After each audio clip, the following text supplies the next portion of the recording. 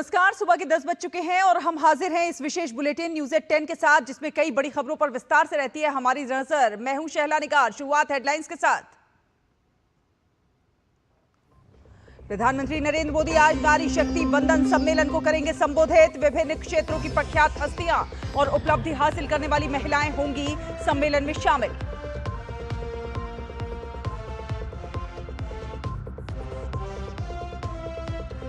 पश्चिम बंगाल और तमिलनाडु में विधानसभा चुनाव के लिए प्रचार में सभी दलों ने झोंकी ताकत। मेरा बूथ सबसे मजबूत संवाद कार्यक्रम के तहत प्रधानमंत्री आज तमिलनाडु के भाजपा कार्यकर्ताओं से करेंगे संवाद। वहीं ममता बनर्जी ने टीवीके को समर्थन देने का किया ऐलान।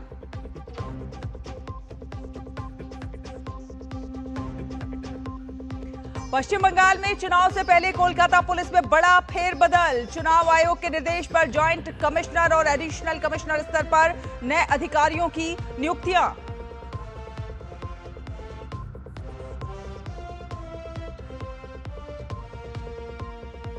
प्रख्यात गायिका आशा भोसले का आज शाम मुंबई में राजकीय सम्मान के साथ होगा अंतिम संस्कार। राष्ट्रपति, उपराष्ट्रपति और प्रधानमंत्री सहित समाज के विभिन्न क्षेत्रों के लोगों ने जताया शोक।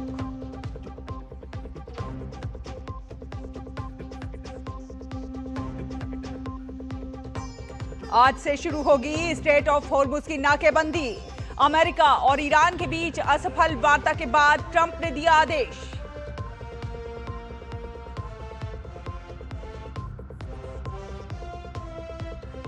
और यानिक सिनर ने जीता मोंटे कार्लो मास्टर्स का खिताब। फाइनल में कार्लोस अल्कराज को दी शिकस्त। एटीपी रैंकिंग में फिर से पहुंचे शीर्ष पर। तो आपको बता दें कि प्रधानमंत्री नरेंद्र मोदी आज नई दिल्ली के विज्ञान भवन में आयोजित होने वाले राष्ट्रीय स्तर के नारी शक्ति वंदन सम्मेलन में भाग लेंगे। प्रधानमंत्री सम्मेलन को संबोधित भी करेंगे। प्रधानमंत्री ने सोशल मीडिया के माध्यम से इस बात की जानकारी साझा की है। उन्होंने लिखा है कि यह कार्यक्रम जीवन के विभिन्न क्षेत्रों से जुड़ी महिलाओं को एक मंच पर लेकर आता है। यह विकसित भारत के निर्माण के प्रयासों में महिलाओं की भागीदारी बढ़ाने पर होने वाली चर्चाओं को और आगे बढ़ाएगा। इस कार्यक्रम में विभिन्न क्षेत्रों की प्रख्यात हस्तियां और उपलब्धि हासिल करने वाली महिलाएं भाग लेंगी। सम्मेलन में सरकार, शिक्षा जगत, विज्ञान, खेल, उद्यमिता, मीडिया, सामाजिक कार्य और संस्कृति जैसे विभिन्न क्षेत्रों की प्रतिनिधि शामिल होंगी। सितंबर 2023 में संसद ने नारी शक्ति वंदन अधिनियम पारित किया था, जो विधायी निकायों में महिलाओं का प्रतिनिधित्व बढ़ाने की दिशा में एक महत्वपूर्ण कदम था। इस अधिनियम में लोकसभा और राज्य विधानसभाओं में महिलाओं के लिए 1/3 सीटें आरक्षित करने का प्रावधान किया गया है। अब देश भर में महिला आरक्षण के कार्यान्वयन को ध्यान में रखते हुए आगामी 16 अप्रैल को संसद का विशेष सत्र बुलाया जा रहा है। आज का सम्मेलन भारत के विकास पथ को आकार देने में महिलाओं की अधिक भागीदारी के प्रति प्रतिबद्धता को सुदृढ़ करने के उद्देश्य से आयोजित किया जा रहा है। ये पंचायतों से लेकर संसद तक सभी स्तरों पर शासन और नेतृत्व में महिलाओं की बढ़ती भूमिका को भी दर्शाएगा। कार्यक्रम निर्णय लेने की प्रक्रियाओं में महिलाओं के अधिक प्रतिनिधित्व के महत्व पर बल देगा। ये सम्मेलन विकसित भारत 2047 की दिशा में महिलाओं की भूमिका पर भी प्रकाश डालेगा और विकसित भारत 2047 की परिकल्पना के मुख्य स्तंभ के रूप में महिला नेतृत्व वाले विकास के प्रति सरकार की निरंतर प्रतिबद्धता को प्रतिबिंबित करेगा। और तमिलनाडु विधानसभा चुनाव के लिए चुनाव प्रचार चरम पर पहुंच चुका है और प्रधानमंत्री नरेंद्र मोदी आज शाम तमिलनाडु के बीजेपी कार्यकर्ताओं के साथ मेरा बूथ सबसे मजबूत संवाद करेंगे। और इससे पहले प्रधानमंत्री मोदी ने तमिलनाडु के बीजेपी कार्यकर्ताओं की जमकर सराहना की है। उन्होंने सोशल मीडिया पर अपने संदेश में लिखा है कि मुझे अपने तमिलनाडु के बीजेपी कार्यकर्ताओं पर बहुत गर्व है, जिन्होंने डीएमके के खराब शासन को बेनकाब किया है और राज्य के लिए एनडीए के विकास के विजन के बारे में विस्तार से बताया है। 13 तारीख की शाम को मेरा बूथ सबसे मजबूत संवाद के दौरान मैं अपने मेहनती कार्यकर्ताओं से बातचीत करूंगा। और बीजेपी के राष्ट्रीय अध्यक्ष नितिन नवीन तमिलनाडु के दौरे पर हैं। चुनाव प्रचार के साथ ही वो कई कार्यक्रमों में भी शामिल होंगे। सुबह की शुरुआत मदुरै के मीनाक्षी अम्मा मंदिर में दर्शन के साथ होगी और इसके बाद वो पुदुकोट्टई जिले के अरनथांगी में बीओसी थिडल मैदान में चुनावी जनसभा को संबोधित करेंगे। शाम 5 बजे गांधीव कोट्टोई से वो रोड शो भी करेंगे। इसके बाद तंजावुर में वो विधानसभा बूथ समिति की बैठक में शामिल होंगे। पश्चिम बंगाल की मुख्यमंत्री ममता बनर्जी ने तमिलनाडु में अभिनेता से नेता बने विजय की पार्टी टीवीके को समर्थन देने का ऐलान किया है।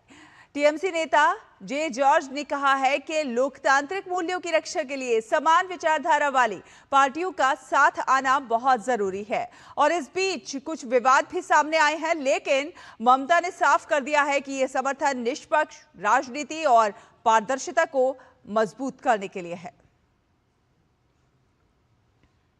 पश्चिम बंगाल में चुनाव से पहले कोलकाता पुलिस में एक बड़ा प्रशासनिक फेरबदल भी किया गया है। चुनाव आयोग के निर्देश पर ज्वाइंट कमिश्नर और एडिशनल कमिश्नर स्तर पर जिम्मेदारियों का पुनर्विभाजन किया गया है। जी हां, कानून व्यवस्था, इलेक्शन सेल, इंटेलिजेंस और ट्रैफिक जैसे अहम विभागों की जिम्मेदारी नए अधिकारियों को दी गई है।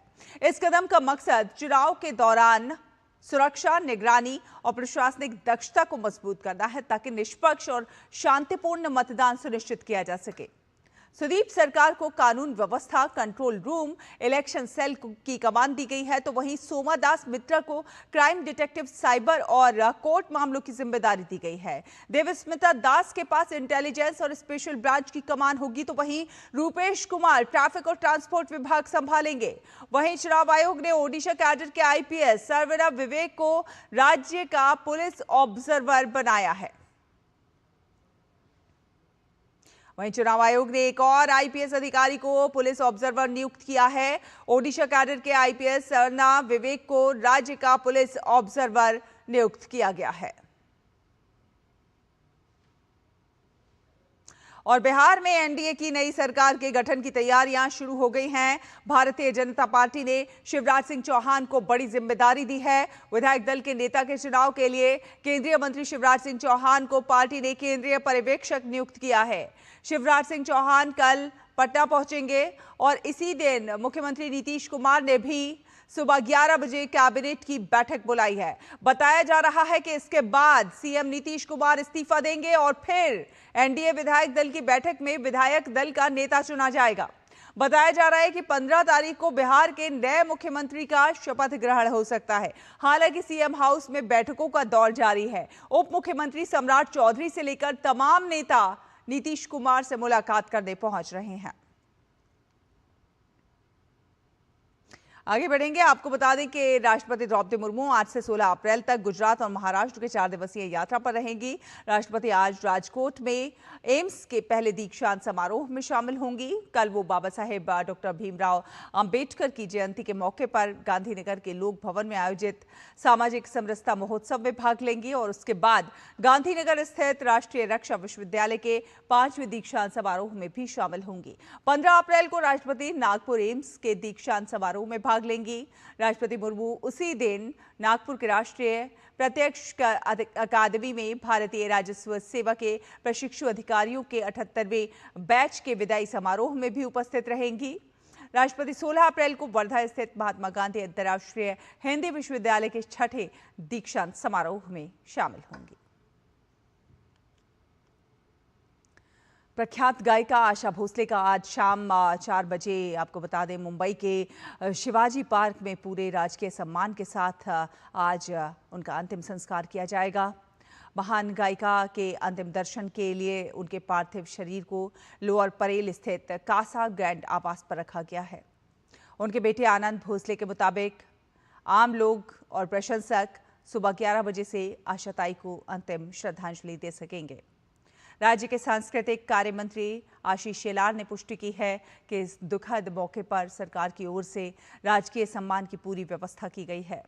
इससे पहले महाराष्ट्र के मुख्यमंत्री देवेंद्र फडणवीस समेत कई मंत्रियों ने उनके आवास पर पहुंचकर उन्हें नम आंखों से विदाई दी। पद्म विभूषण से सम्मानित 92 वर्षीय गायिका का रविवार को मुंबई के ब्रीच कैंडी अस्पताल में निधन हो गया था, जिसके बाद पूरे देश में भारी शोक की लहर देखने को मिल रही है। और केंद्रीय फिल्म प्रमाणन बोर्ड के अध्यक्ष और लेखक प्रसून जोशी ने मशहूर गायिका आशा भोसले के निधन पर कहा है कि जब भी मैं आशा जी से मिलता था और उनकी ज़िंदगी के बारे में सुनता था तो मुझे लगता था कि उनके बारे में बहुत सी ऐसी बातें हैं जो लोग नहीं जानते हैं। उन्होंने बहुत गंभीर काम किया। संगीत के मामले में वो किसी भी नए चुनौती को लेने से नहीं डरती थी। बार भी आशा जी से मिलता था, उनके जीवन के बारे में सुनता था, मुझे लगता था लोगों को शायद पता ही नहीं है कि वो कितनी वर्सेटाइल थी। पहले तो उन्होंने ठीक है बहुत मस्ती भरे गाने गाए हैं जो सबको याद हैं, लेकिन उन्होंने बहुत सीरियस म्यूजिक भी किया है। ऐसी कॉम्पोजिशंस उन्होंने गाई जो नॉर्मली बहुत डिफिकल्ट कॉम्पोजिशंस हैं। तो आशा जी कभी चैलेंज लेने से नहीं डरती थी, कोई भी नया चैलेंज लेने से। वहीं फिल्म निर्देशक अनिल शर्मा ने भी मशहूर गायिका आशा भोसले के निधन पर दुख जताया है। उन्होंने कहा है कि वे एक बेहतरीन कलाकार और गायिका के साथ साथ एक बेहतरीन इंसान भी थीं। उन्होंने उनके निधन पर गहरी संवेदनाएं व्यक्त की हैं। लता जी से रोज़ मुलाकातें होती थी और वो बड़ी अच्छी कलाकार तो थी, सिंगर तो थी, इंसान भी बहुत अच्छी थी और बहुत प्यार करती थी। हृदय से मेरा उनसे संबंध रहा है और मेरे को उनके परिवार के लिए मेरी सारी संवेदना है और पूरे विश्व के लिए जो उनको प्यार करता है। मैं जानता हूँ सब आज बहुत ही खाली खाली महसूस कर रहे होंगे।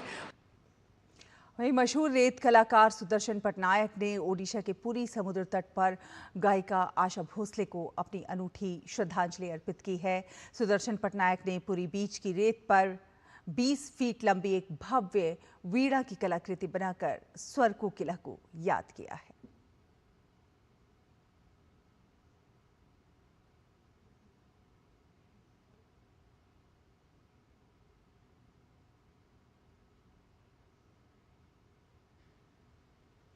और फिलहाल एक छोटे से ब्रेक के लिए यहाँ रुकते हैं। ब्रेक के उस पर खबरों के सिलसिले को आगे बढ़ाएंगे।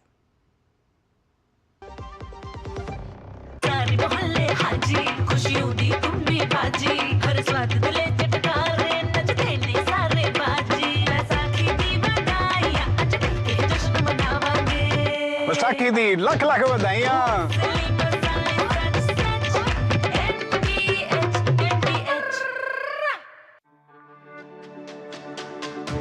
मेरी पसंद, मेरी पसंद, मेरी पसंद, मेरी पसंद, हमारी पसंद, हम सबकी पसंद। मजबूत देश का मजबूत सरिया हो गया स्टील।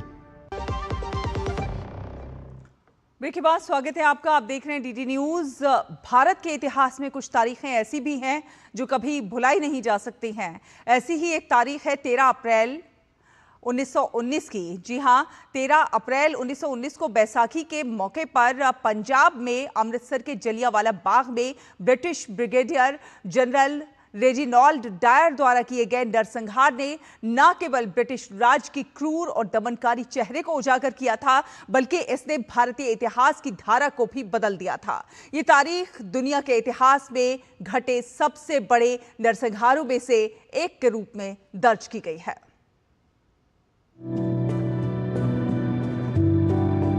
13 अप्रैल 1919 के वे 10 मिनट भारतीय स्वतंत्रता संग्राम की सत्य गाथा बन गए, लेकिन मानवता के इतिहास में एक अमिट काला धब्बा, जिससे इंसानियत हमेशा हमेशा के लिए शर्मिंदा हो गई। 3 तरफ से मकानों से घिरे जलियांवाला बाग में 20 से 25 हजार निहत्थे लोगों की भीड़ पर 10 मिनट तक लगातार गोलियां चलती रहीं।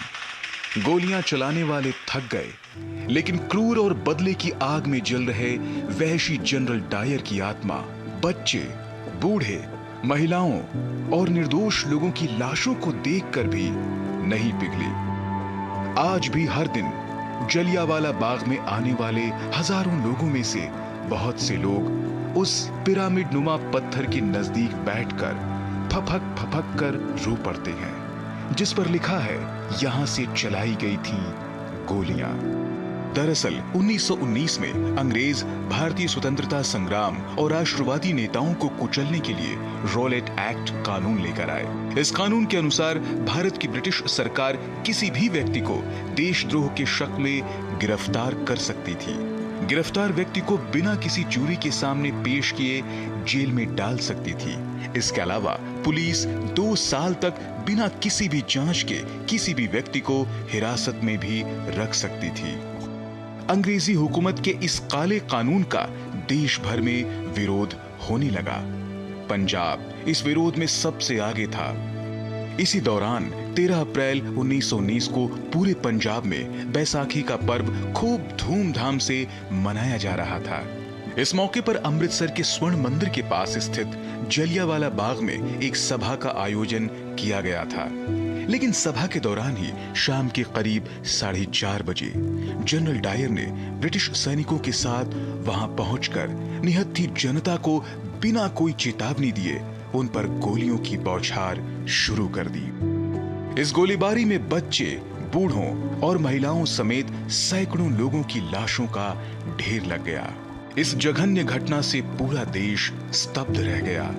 हिंसा, क्रूरता और राजनीतिक दमन ब्रिटिश राज में पहली बार नहीं हुआ था और न ही यह अपवाद था, लेकिन यह अपने आप में एक अलग स्तर की क्रूरता थी जिसका कोई दूसरा उदाहरण नहीं मिलता। साल 2019 में जलियांवाला बाग नरसंहार के 100 साल पूरे होने पर जलियांवाला बाग राष्ट्रीय स्मारक संशोधन विधेयक 2019 पारित किया गया। इसके तहत जलियांवाला बाग राष्ट्रीय स्मारक अधिनियम 1951 में संशोधन किया गया और जलियांवाला बाग नरसंहार में शहीद और घायल हुए लोगों की स्मृति में राष्ट्रीय स्मारक का पुनर्निर्माण कर अगस्त 2021 में राष्ट्र को समर्पित किया गया। जलियांवाला बाग परिसर में स्थापित राष्ट्रीय स्मारक पर खुद उन शहीदों और घायलों के नाम यहां आने वाले हर व्यक्ति को चीख चीख कर यह गवाही देता है कि देश की आजादी और ब्रिटिश हुकूमत की काली करतूतों के खिलाफ कितने साहस के साथ उन्होंने विरोध किया। Bureau report, DD news. और राष्ट्रपति द्रौपदी मुर्मू ने जलियांवाला बाग के अमर बलिदानियों को श्रद्धांजलि देते हुए सोशल मीडिया प्लेटफॉर्म एक्स पर पोस्ट किया है। जलियांवाला बाग में अपने प्राणों की आहुति देने वाले सभी अमर स्वतंत्रता सेनानियों को मैं विनम्र श्रद्धांजलि अर्पित करती हूं। इस घटना ने देशवासियों में स्वतंत्रता के प्रति नई चेतना और दृढ़ संकल्प का संचार किया था। राष्ट्र उनके प्रति सदैव कृतज्ञ रहेगा। मुझे विश्वास है कि उनकी देशभक्ति की भावना सभी को राष्ट्र सेवा के पथ पर समर्पण और निष्ठा के साथ आगे बढ़ने के लिए प्रेरित करती रहेगी। प्रधानमंत्री नरेंद्र मोदी ने भी अपने सोशल मीडिया प्लेटफॉर्म एक्स पर जलियांवाला बाग नरसंहार के अमर बलिदानियों को श्रद्धांजलि दी है। प्रधानमंत्री ने अपने संदेश में लिखा है कि आज ही के दिन हम जलियांवाला बाग के अमर बलिदानियों को भावभीनी श्रद्धांजलि अर्पित करते हैं। उनका बलिदान हमारे जनमानस के अदम्य साहस का सशक्त प्रमाण है।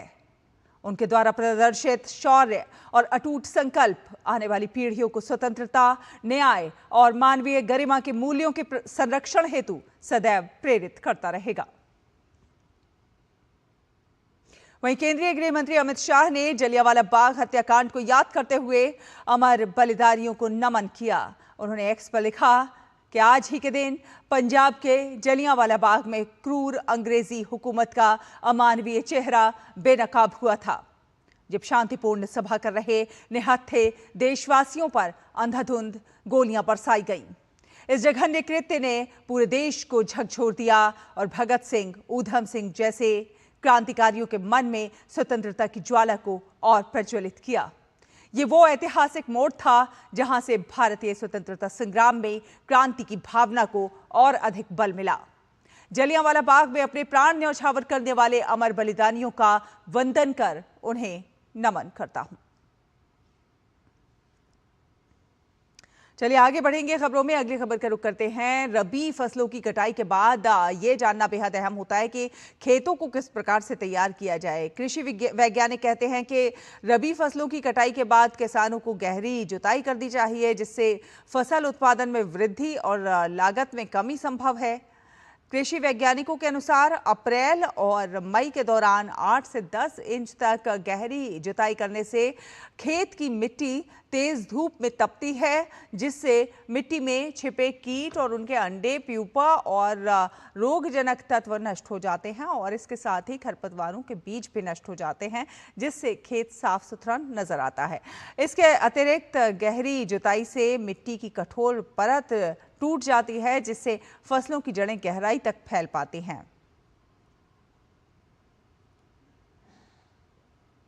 और सियाचिन दिवस और ऑपरेशन मेघदूत की 42वीं वर्षगांठ के अवसर पर भारतीय वायुसेना ने दुनिया के सबसे ऊंचे युद्ध क्षेत्र सियाचिन की रक्षा करने वाले वीर योद्धाओं के अदम्य साहस, अटूट प्रतिबद्धता और सर्वोच्च बलिदान को सलाम किया है। 1984 में हुए ऑपरेशन मेघदूत में भारतीय वायुसेना की अहम भूमिका रही है, जिसमें सैनिकों को रसद, हवाई परिवहन और घायल सैनिकों की निकासी में सहायता दी गई। वायुसेना ने बेहद मुश्किल परिस्थितियों में अपनी तत्परता और दक्षता का प्रदर्शन किया है। भारतीय वायुसेना का संकल्प है कि वो सियाचिन क्षेत्र में सैनिकों को हर संभव समर्थन प्रदान करती रहेगी ताकि वे अपनी सीमाओं की रक्षा कर सकें। और आपको बता दें कि केंद्रीय गृह मंत्री अमित शाह ने देशवासियों को बैसाखी के पावन पर्व पर शुभकामनाएं दी हैं। एक्स पर अपने पोस्ट में उन्होंने लिखा है, सभी को बैसाखी के पावन पर्व की हार्दिक शुभकामनाएं। उत्साह और हर्षोल्लास के साथ ये पर्व आपके जीवन में समृद्धि और उत्तम स्वास्थ्य लेकर आए और साथ ही साथ सुख, शांति और नई ऊर्जा का संचार हो, यही कामना करता हूं।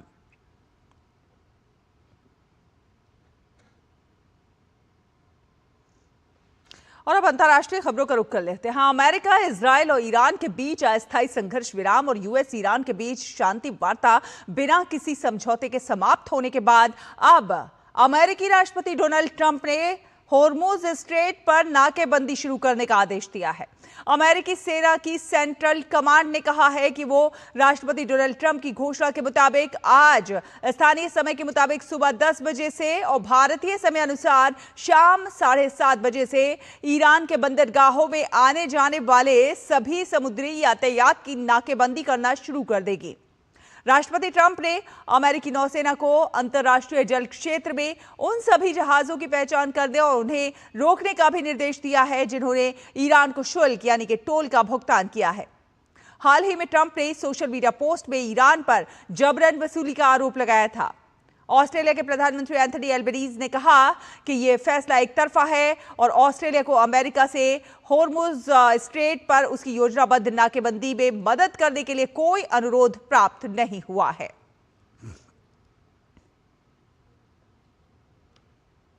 तो यूएस ईरान शांति वार्ता विफल होने के बाद ईरान ने कहा है कि अगर अमेरिकी सरकार अपनी तानाशाही को छोड़कर ईरानी राष्ट्र के अधिकारों का सम्मान करती तो निश्चित रूप से समझौते तक पहुंचने के रास्ते जरूर निकलते।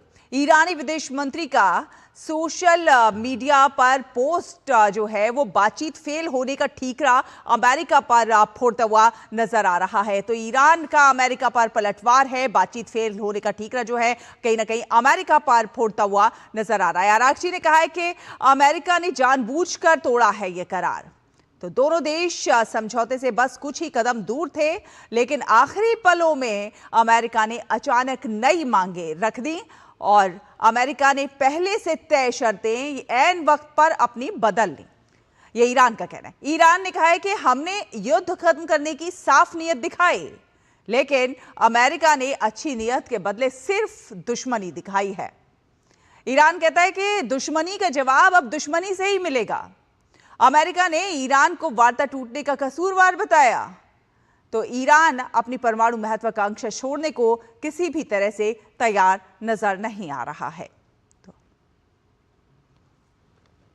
तो यूएस ईरान वार्ता विफल होने और अमेरिकी नौसेना के स्ट्रेट ऑफ हॉर्मुज की नाकेबंदी की तैयारी ने कच्चे तेल की कीमतों में एक बार फिर से उछाल ला दिया है। सोमवार को एक बार फिर कच्चे तेल की कीमतें $100 प्रति बैरल के पार पहुंच गई। ब्रेंट क्रूड $7.60 बढ़कर $102.80 प्रति बैरल पर पहुंच गया। तो वहीं अमेरिकी वेस्ट टेक्सास इंटरमीडिएट में $8.31 की बढ़ोतरी दर्ज हुई, जो पहले 104.88 प्रति बैरल था। वहीं अमेरिकी राष्ट्रपति डोनाल्ड ट्रंप ने हॉर्मुज स्ट्रेट की नाकेबंदी शुरू करने की बात कही है। उनके अनुसार ईरान के साथ हुई लंबी बातचीत विफल हो चुकी है, जिससे नाजुक संघर्ष विराम खतरे में पड़ गया है। साथ ही साथ राष्ट्रपति ट्रंप ने कहा कि नवंबर में होने वाले मध्यावधि चुनावों तक तेल और गैसोलीन की कीमतें ऊंची बनी रह सकती हैं। उन्होंने माना कि 6 हफ्ते पहले ईरान पर हमला करने से उनके फैसले के संभावित राजनीतिक परिणामों का असर पड़ सकता है।